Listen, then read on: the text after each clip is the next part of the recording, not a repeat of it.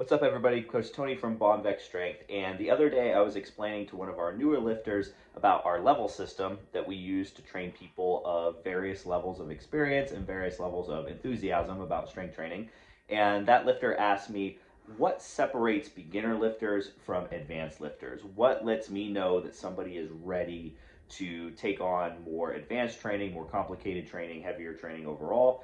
And I came up with a couple of reasons, and I'll outline them here. There are, I'm sure, plenty of other differences, but these are the ones that I think of immediately when I'm training somebody who is of various experience levels and how to kind of categorize them and coach them effectively. The first of which is that beginner lifters can get away with pretty easy training. When you're new to strength training, you do not need to train all that heavy or all that intensely relative to your abilities. Now, do you still need to work hard? Absolutely. But when it comes to new lifters, the actual weight that they're lifting relative to the most weight that they can lift can be really, really light. And for that reason, when somebody's new to lifting, I don't think there's any reason to do anything except just hammer good technique and make sure that somebody is lifting with proper technique, loading the right muscle groups, doing things to the standard that you set as the coach.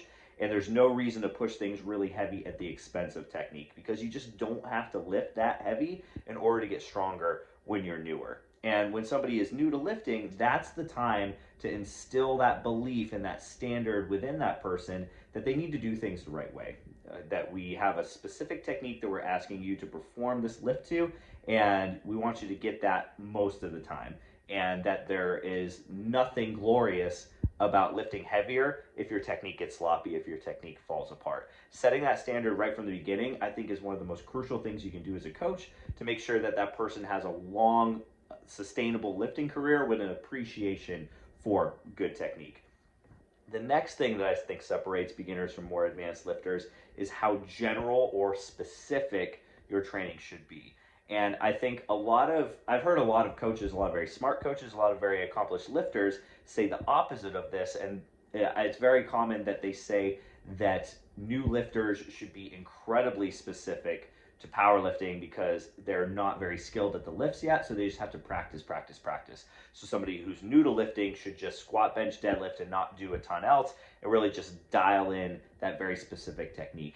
And I certainly used to believe that. I've prescribed to that for a long time, and over the years of coaching, I have learned that I actually think I believe the opposite. I actually believe the reverse is true, that somebody who is newer to lifting should actually do a lot more variety in their training, a lot more non-specific training in order to get a broader sense of what these big lifts are.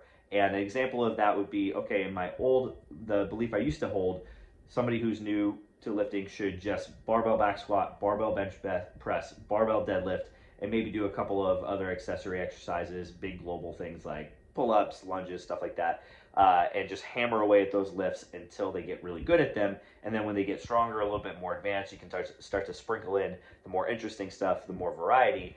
But it turns out that when somebody is new to lifting and you kind of pigeonhole them into one specific exercise, there's just one way for you to do this type of squat, one way for you to do this type of bench press. It doesn't give them that well-rounded nature of strength movements.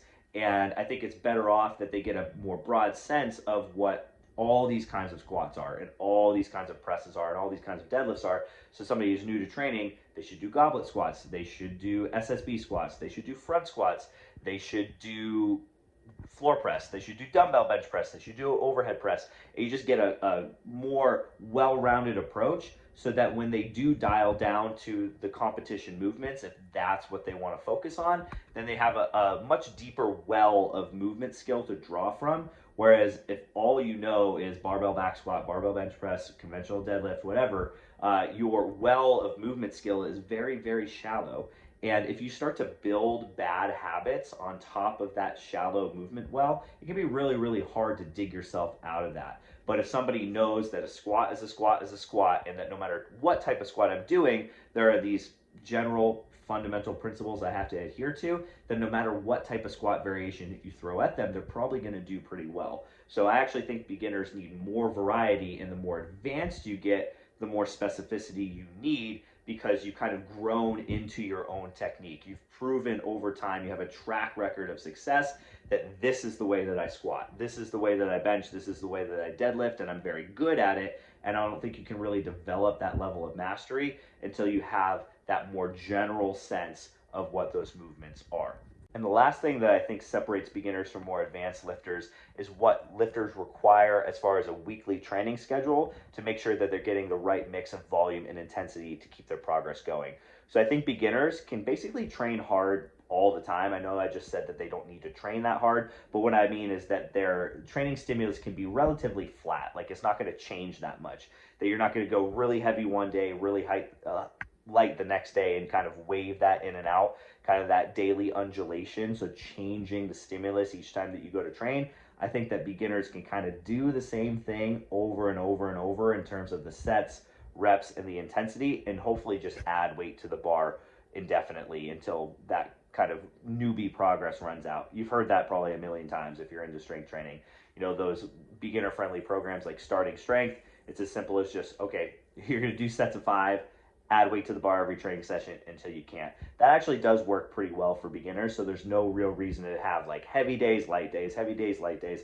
On the other hand, as you get more advanced, I do think you need to undulate that stimulus a little more frequently, and you can't just go balls to the walls all the time. The stronger you get, the more you can wear yourself out. Basically, the more you can fatigue yourself because of how strong you are. So there's a necessity of making the heavy days really heavy and really intense, but the volume a little bit lower, because if you're going really heavy, you can't do nearly as much volume. There's that inverse relationship.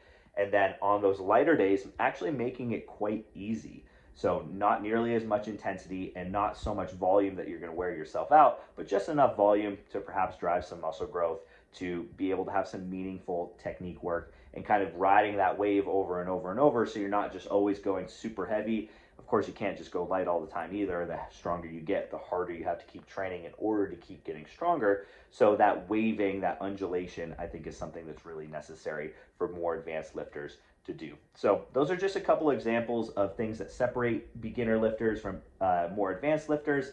There are certainly more things than that, but when I'm thinking of how am I going to coach a lifter based on their level of experience, those are 3 things that come to mind.